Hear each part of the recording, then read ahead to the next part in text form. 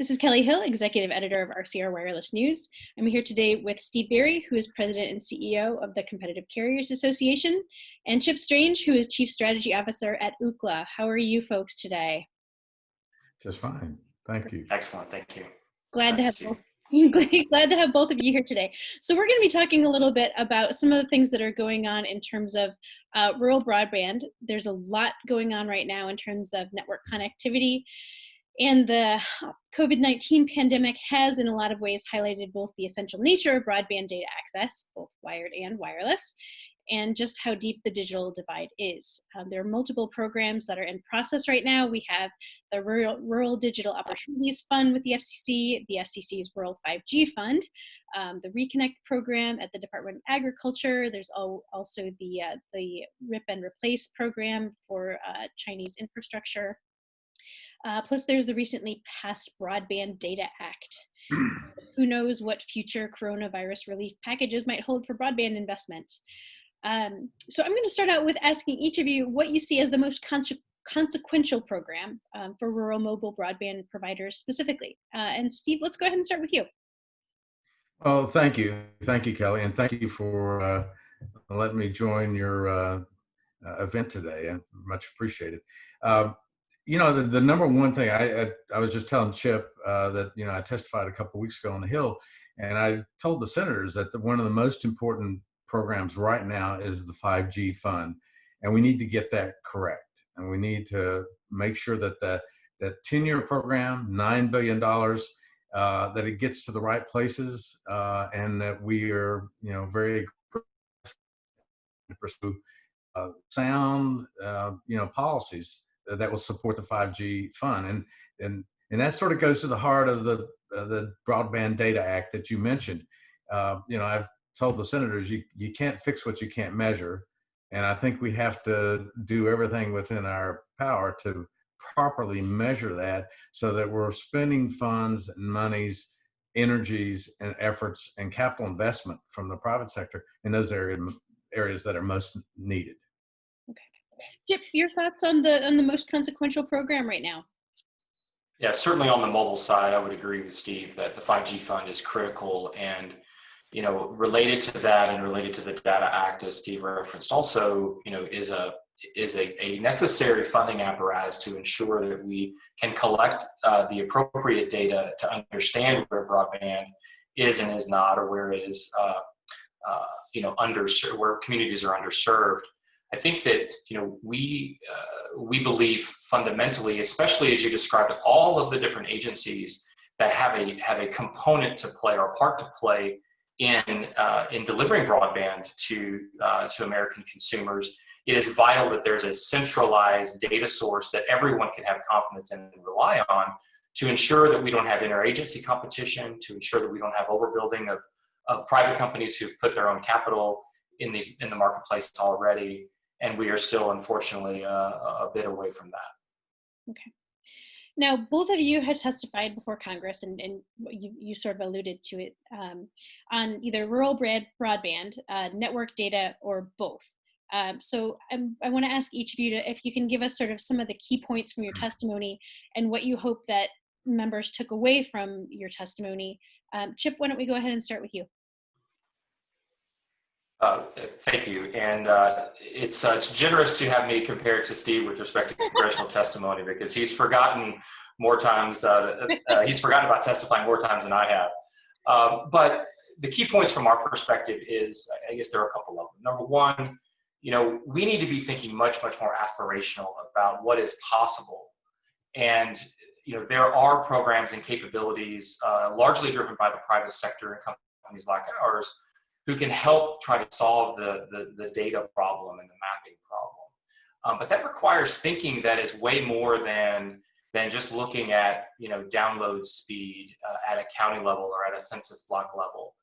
I see broadband KPIs as a national key performance indicator, like unemployment, you know, like you know, GDP, and like these types of things. And it speaks to the vitalness of these technologies, that we treat them with that level of respect. And that level of respect demands aspirational thinking and it demands funding. This is not a technological problem. to try to get the information that policymakers need, it's an economic one.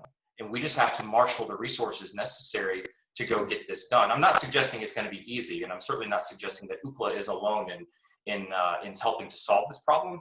There are many, many different approaches that should be evaluated, but we have to continue to raise awareness. And Congress has taken multiple steps over the last several years in an attempt to do so. We just have to continue to. Okay, great. Steve, Chip makes a good point. You've been before Congress quite a bit, especially lately. So tell us a little bit about what you've been talking about. Well, you're right. And I'm really grateful that the Congress looks to CCA as a credible source of what's going on the ground and what wireless carriers throughout the United States need. And, Chip is right. This is an economic reality that we've faced. I once said that it used to be in a rural field that was, location, location, location. Now it's location, location, broadband availability. Supervisor that I met with out in Augusta County, Virginia, with Commissioner Carr a few months ago, basically said there are parts of our county that can't be developed because I can't give any assurances that there's a broadband capability.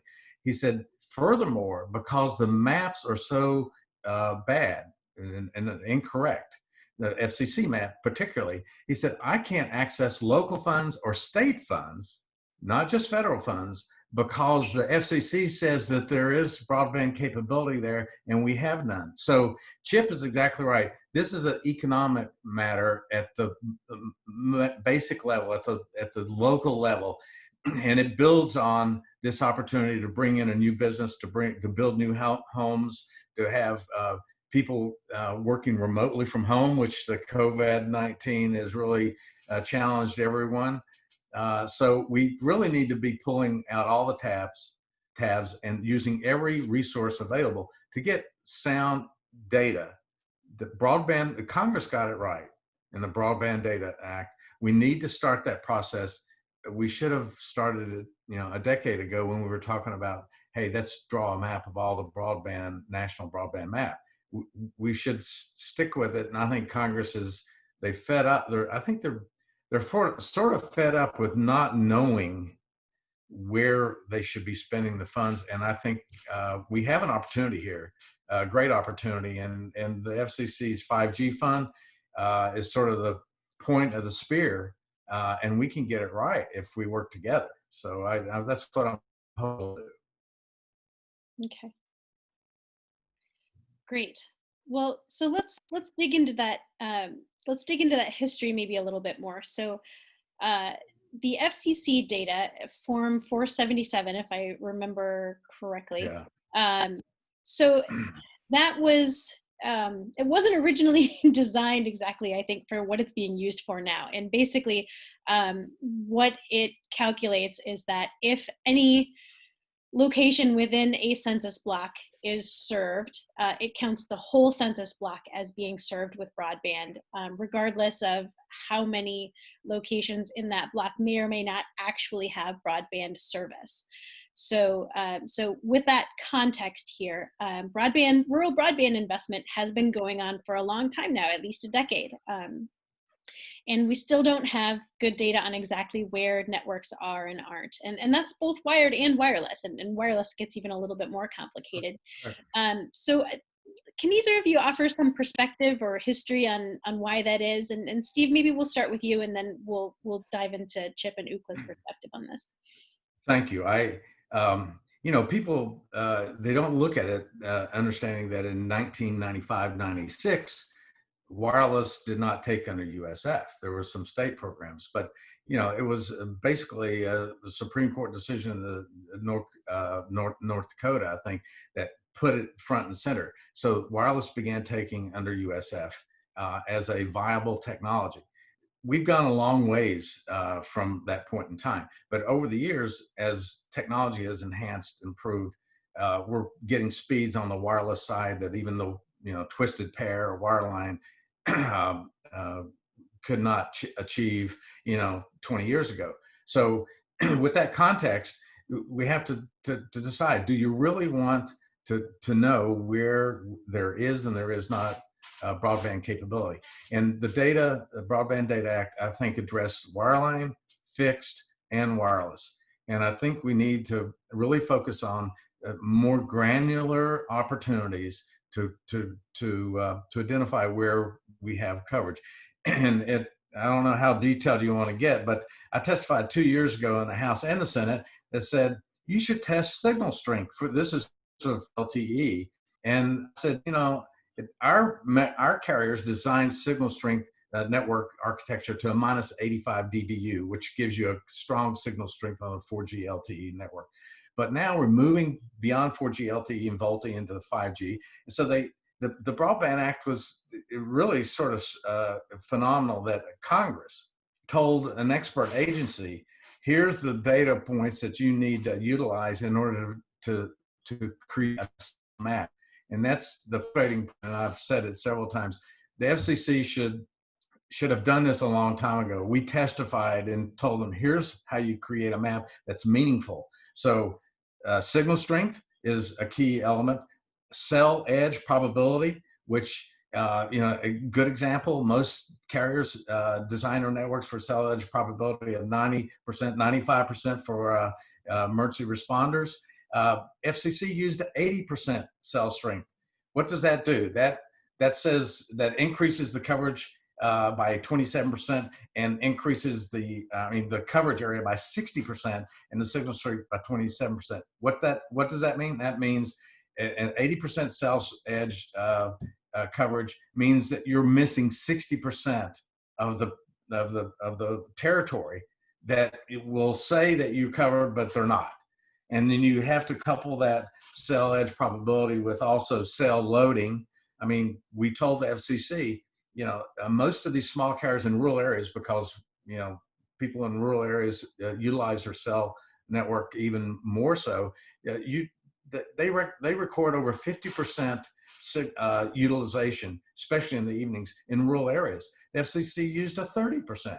Which is totally undervalued and is not what they design their networks to. So then after cell loading, you have to have the clutter factors, which is different for every area. But those key elements were not used, and what you end up is, as I told Senator Wicker last year, it's garbage in and garbage out. You're not getting good data. The perimeters are not quality perimeters. We can do better. The technology demands better, and that's where Chip and his capabilities come in, because they can help us understand how the network's being utilized, what type of activities are occurring on the network, and every one of these levers we ought to be utilizing and come up with a really good map of where we are, sort of a heat map of where it does broadband exist. And then I think we get to the Chip's point as the economic consequences and growth opportunities are phenomenal. I'll turn it back over to you and Chip on that. Okay, yeah, so maybe, yeah, you're fine. So Chip, so I had originally asked about, sort of the history and context of why we don't have good data now, but maybe you can also talk a little bit about how Ookla's data is being used now, because it's relied on by the FCC as part of establishing mobile broadband coverage, and sort of how you think that data can be used to help generate more accurate maps as well.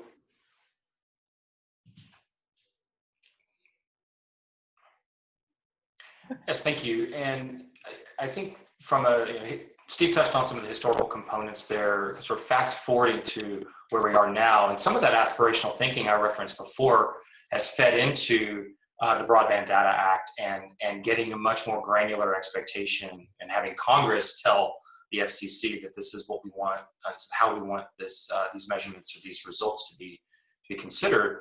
The biggest thing that I see is that we just need more information, right? The technologies exist to make these measurements and to draw these statistical conclusions around whether there's service availability or not. And what we have to do now is just get more people interacting with with different types of measurement capabilities.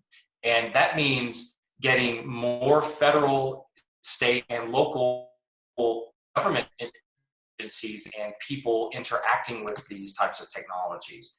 And it can be a fairly simple and straightforward approach, or it could be extraordinarily complex and large.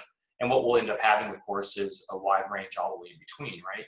But fundamentally, we just need more measurement devices in the field. And luckily, these measurement devices can be as sophisticated as hardcore network testing equipment that mobile operators use, all the way down to consumer applications like our speed test platform. So you get more and more information that's being collected in a free manner by people who are in the market, and then you're going to have data that's feeding through to the policymakers. Now, as it relates to how the FCC uses our data, you're right. We certainly support the FCC and their analytical operation. The Office of Economics and Analytics takes advantage of some of our data sets. And they use it for a couple of different reasons. They use it as part of just basic research and to gain a better understanding about what's happening in the market. They use our data as an output in the communications marketplace report, and of course, I'm confident that they use it in merger reviews and all sorts of other places within their analytical teams. Moving forward, where I think they can take better advantage is trying to ensure that we enable private companies like ours to help them with this testing capability, and not backing FCC sponsored applications that consumers don't frankly want, and other crowdsourcing capabilities that do not take full advantage or enough advantage of a massive crowd that's already been cultivated with our speed test user base and others in the market. I'll add one more thing too, that I don't believe that this is all about the FCC. One of the things that Congress has done in the last few years is it directed the Department of Commerce to develop a national broadband map as well, and it's preceded the Broadband Data Act. And I think that that's interesting for a couple of different reasons. First of all, coming from an operator background, it's very sensitive information if we turn over extraordinarily proprietary network information to the regulatory authority. And I think that what the results of that is we end up going through long rulemaking processes to define what data is required by the commission. And what you wind up with in that very good democratic process is a mediocre data set, right? And it took Congress telling the commission that they want more granular information instead of having the commission being able to get that from the industry in years past. And to be clear, I'm not being critical of the industry in this case, because I am sensitive to the propriety of this data. Looking at NTIA and the unit within the Department of Commerce and their mapping initiatives, they're able to utilize the vast resources within the broader executive branch and the Department of Agriculture, and this is vital, really strong state level relationships with their Broadband USA programs to try to cultivate this. And so as a capitalist, I love competition, and to see some competition between what NTIA is doing and what the FCC is doing, I think fundamentally will improve the data collection efforts for both the federal and. I guess I disagree with Chip just a little on this topic, and I'll tell you why. NTI, he's absolutely right. NTI is a great place to gather the data and make it a unified source and available to everyone. The problem is NTI did not receive the funding level that it needed to actually gather the data and information itself.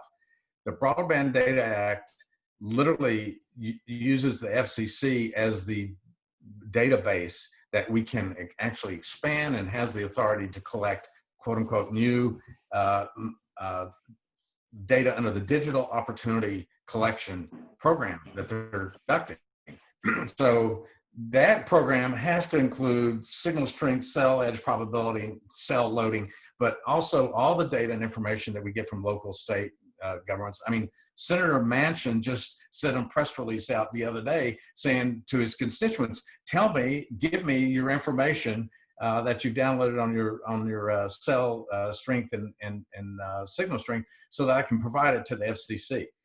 What we have here is that NTIA is relying on the FCC, and our U.S. program, the Department of Agriculture, doesn't collect separately their data and information. They rely on the FCC data. So you go back to what is, I don't know that we have competition between the federal agencies collecting the data.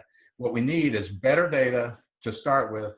The FCC has the sort of the baton right now, and then give all that information to NTIA. And that's where I agree with Chip that it's a great place to add all the data and information and then maintain it. I mean, wireless networks change every day in small respects, and sometimes significantly over a few months. So it's a constant process that we need to engage in. And yes, we need the state, local entities, need, you know, Google, the Googles, the Amazons, and the Microsofts. They have databases that are commercially available, just like Chip's Ookla. And the FCC should be spending some of those funds that they've asked for from the appropriators to get that information and create a robust database and then maintain it at the NTIA.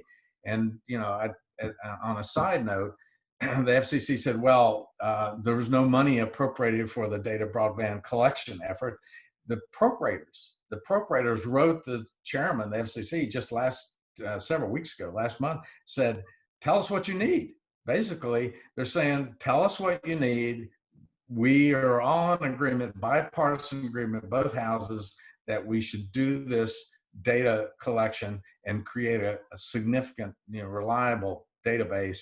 And I don't understand why we're not there. This digital opportunity data collection initiative at the FCC has to include all these things, because that's the only current place that all the new data is being collected and made available. And I totally agree with Chip that that database should be made public, and it should be accessible not only to you know, individuals in the wireless community, but state, local governments, everyone.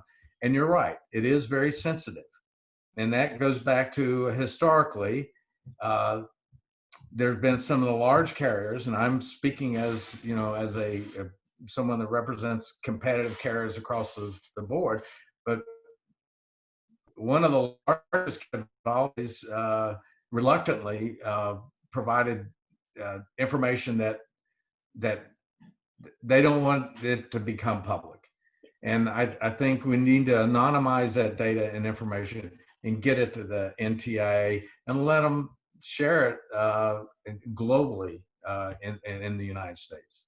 Okay, so let's take a step back here. So just to recap, in case folks aren't familiar, so there is a broadband data mapping effort that was ordered by Congress and asked of NTIA, and that was, I believe, 2 years ago. So right now, I think they have they're in. So that's a phased approach. I believe right now they're up to 13 states where they're asking the states. You know, and some states have, you know, very robust sort of broadband tracking and data collection, and others don't. So right now we have 13 states involved with NTIA's effort, which does draw in FCC data as well. Last fall, the FCC, in recognition in some ways that you know, that they know that they need better data, they passed the Digital Opportunities Data Collection Act, or process, to start gathering input from industry on what better data would look like and how they should collect it and what it should consist of. You know, and then in the meantime, we've had Congress, in addition, pass the Broadband Data Act, which specifically ordered the FCC to go through an improved data collection, and as Steve has mentioned, you know, had some specific requirements attached in terms of what data Congress wanted to see. So let's, in the midst of this, and I think both of you had touched on it in different ways, let's talk about what would a holy grail data set look like. US Telecom has done some really interesting work in this area on the wireline side, you know, on what it would take to actually put together, you know, maps and check and see that they're correct. Let's talk a little bit about what would go into a data set like that. Then there's also the question of access. Who has access? Is the data anonymized? At the state or federal level. Right now the NTIA data set is not publicly available. It's only available to state and federal regulators, essentially. And then there's also sort of a question of, what does a timeline look like? Is there a good enough option that could be done faster? And how some of those efforts might either complement or compete with each other, which I think we've sort of already covered. So let's talk about what that sort of one data set to rule them all, might look like. And Chip, I want to pick your brain a little bit here on that topic.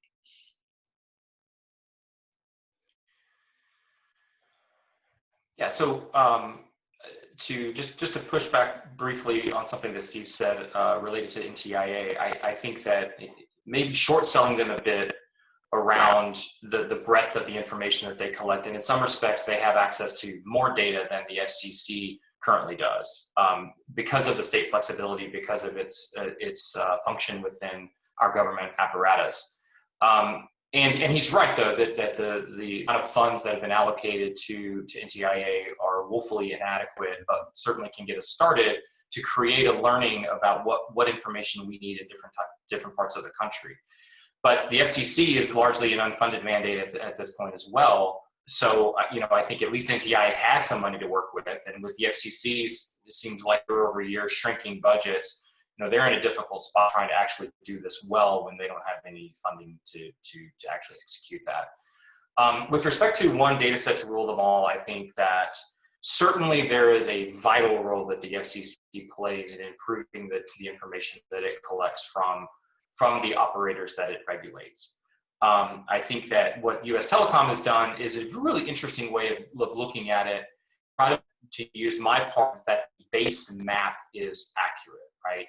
That before we start layering on information around network availability and performance and site locations and clutter factors and all of these other things that get into this, that we know exactly where the structures are that we want broadband pulled to. Because if you're in rural America, in many cases, if you geolocate to an address, it's going to be 100 yards away from that actual connection, which may be 75 yards away from the barn that needs broadband connectivity for agricultural purposes, right?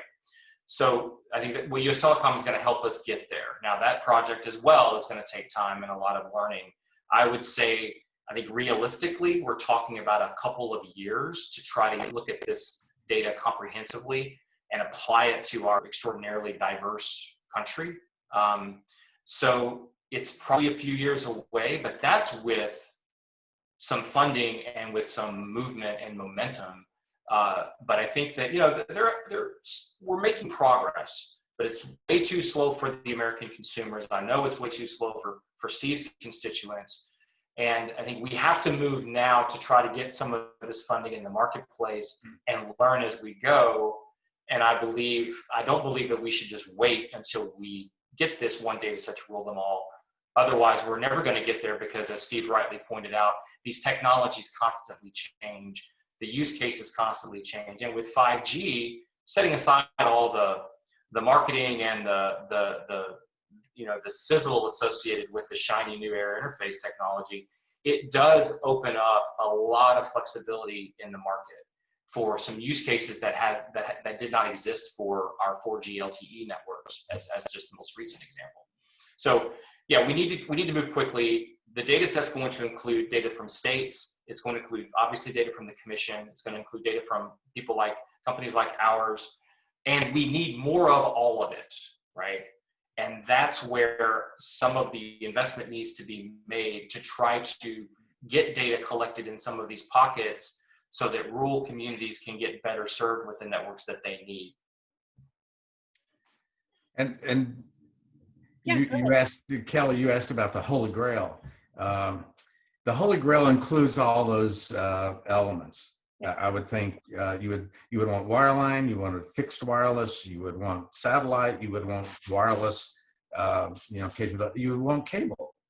I don't think it's going to take 2 years to improve the database to move on the 5G fund.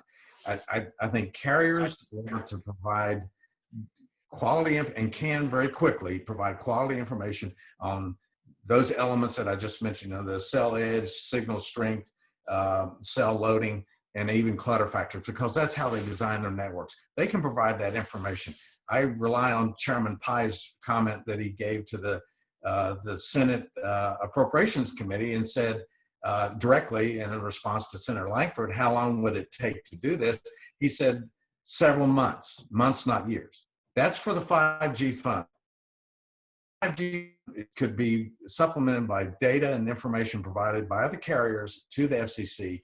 They can use outside sources like Ookla and Microsoft and Amazon and others that have access to database, commercially sold databases.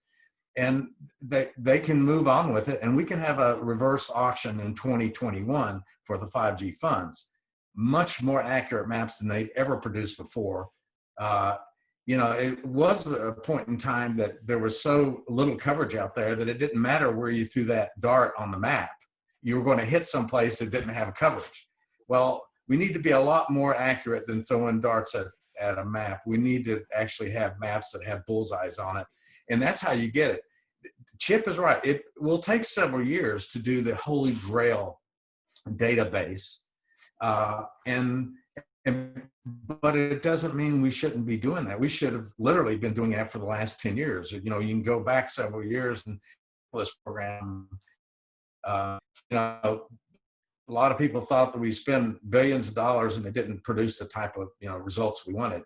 Well, here we are getting ready to do the RDOF program, and the FCC started that process before. I testified in the Senate just 2 weeks ago that I think even the RDOF program shouldn't be held up because it's already started in the auction terms, conditions are set, but it could actually be informed by more data and better data as we move down this process. It's $20.4 billion. We're talking about $9.8 billion on the wireless 5G fund. We have an opportunity to refine this. And, I don't think we need to let, the perfect be the enemy of the good all the time. But the 5G fund, I think Chairman was correct when he told the Appropriations Committee it could be done in months. So my question is, it's been over 5 months, almost 6 months since the FCC announced the 5G fund. And what have they done to begin the mapping process? I'll note to Chip that no, they didn't have money in the budget, but they didn't have any money in the budget when they did the 4G LTE map or the 2 maps before that. They included it in the reverse auction funding itself. So, it's sort of, hypothetical. We don't have the money because we didn't ask for it, but in the past, they always found the money and there was ability to fund it through the process going forward. Where there's a will, there's a way. And I think Congress clearly defined the will and told them the way, and they're willing to back it up with money. So, my question again to the FCC is, what are we fighting over here? If it's money, it's going to directly impact, as Chip said, the economic reality on the ground for every county, city, town, supervisor in every county is going to say, hold it. This is meaningful economic progress. Let's get it done. So that's where I think we are. That's where I think Congress expects everybody to be. Okay. Well, we're going to have, as you said, Steve, almost $30 billion in the mix over the next 10 years or so. And those processes are happening now. Final thoughts in terms of, where things are and where they're headed. Chip, let's start with you. So I guess a lot of we've talked about today have been critical of the progress that has been made, right? I do think that this industry is extraordinarily dynamic and has provided so many tools for consumers and for enterprises to be more efficient and to communicate better and everything else. And I think I always try to come back to how amazing, you know, when I walked into this industry 24 years ago, to see how this has evolved, both technologically, commercially, socially, right? And it's an amazing space that we have the pleasure of working in. I think where we are going is that there is a raised, you know, a heightened awareness about the need for this. I think that I would prefer to see Congress be more explicit about the funding expectations associated with these efforts, even going as far as to allocating a percentage of every dollar spent on broadband expansion should be invested in making sure that it's measured accurately before and after. And I don't think that's unreasonable to dedicate 1% of $30 billion spend to make sure, you know, on the tape measures associated where we're measuring these network deployments, right? I don't think that's unreasonable. But I do think that progress, look, they're going to fund these networks. I am confident about it, especially in the current, unfortunately, the current climate. And I think we just have to, Steve and I have to continue to do our work and press Congress and the FCC and other agencies to be as efficient as possible, thoughtful as possible around where these networks need to go. And we're going to continue to make progress. We have the last couple of years, you know, the federal apparatus is a slow-moving machine. But I'm a lot more confident that we're closer today than I was 2 years ago because of the efforts of Steve and his constituents, ourselves, as well as our policymakers. Okay. Steve, your thoughts, your final thoughts on where things are and where they go forward. Yeah, well, first of all, I'd like to say how proud I am of the wireless industry, the wireline and fixed wireless. The response to the COVID-19 has been phenomenal. I think a lot is because we have a competitive marketplace in the wireless side. We have diversity of networks, which allows you to have options on your backhaul and also on your ability to beef up your network and provide more capability. So I think we're going the right track on that, and we are investing more money. And I think the money that is going to be made available can be effectively used if we, you know, just take, as Chip said, take a few dollars to make sure that we're doing the right thing. That I think everyone knows the value of connectivity. And I think we have to start with the concept of connectivity because there is a digital divide that's been sort of proven here very significantly by the COVID-19. And we need to address that. And I think innovation and different types of technology are going to help us, you know, come to the forefront. But you know, Chip's right. This is a process that will continue, but everyone out there wants to provide better service to the customers, their constituents, i.e., their friends and neighbors, and I think all this challenge has just refortified the concept that many of these small carriers realize they do have a role to play in this economy, and they do have a role to play in keeping their friends and neighbors connected. So let's hope we learn a little from this process and can move even quicker to solutions in rural America. Okay, great. Well, thank you both so much for your time today. I appreciate the perspectives and your experience for each of you, and you know, just really appreciate the time and perspective today. So thank you. Thank you, Kelly. It was my pleasure. It was good to see you, Kelly. Good to see you again, Steve. Take care, everyone. Take care. See you.